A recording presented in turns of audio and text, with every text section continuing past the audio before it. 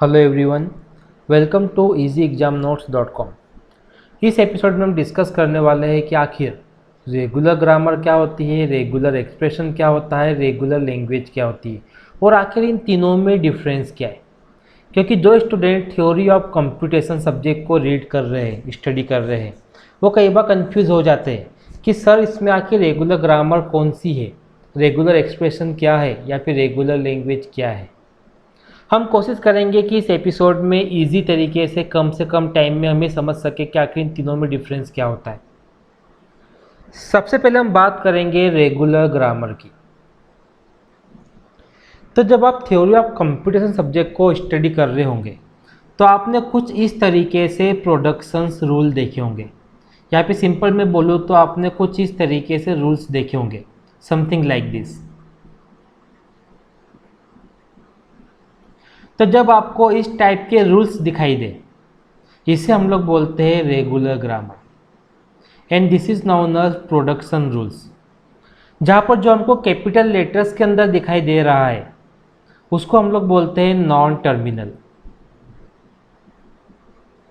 और जो small letters के अंदर हमको शो हो रहा है उसे कहा जाता है terminal.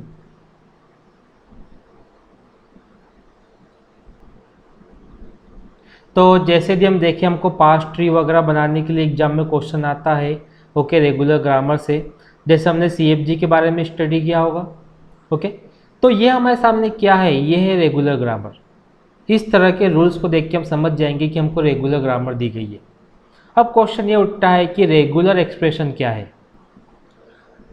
So regular expression means something like this, A B B का क्लोजर।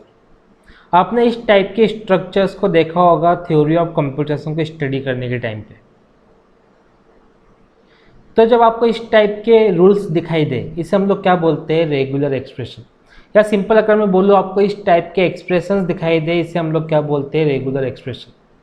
हो सकता है कि आपको कभी स्टार का सिंबल दिखाई दे, कभी आपको प्लस का सिंबल दिखाई दे। ओके, अब बात आती है रेगुलर लैंग्वेज की। So regular language is nothing but explanation of regular expression, या फिर हम लोग बोल सकते हैं सिंप्लीफिकेशन ऑफ रेगुलर एक्सप्रेशन। जैसे हमारे सामने क्या है, ए बी बी का क्लोजर, तो इसकी रेगुलर लैंग्वेज कुछ इस तरीके से बनेगी, A B, A double B, A triple B, A 4 times B and so on. So इसे हम लोग कहते हैं regular language. So I think आपको ये चीज़ क्लियर हो गई होंगी कि हम बोले रेगुलर लैंग्वेज या फिर हम बोले रेगुलर एक्सप्रेशन, दोनों हमको एक तरह से आपस में रिलेटेड है। तो ये था एक small discussion on regular grammar, expression and regular language. यदि आपकी तरफ से कोई भी क्वेश्चन हो, कोई भी डाउट हो, आप कमेंट बॉक्स में लिख भेजिए। नेक्स्ट एपिसोड में आपके डाउट को, क्वेश्चन को सॉल्व करने की पूरी कोशिश करेंगे। Thank you for watching.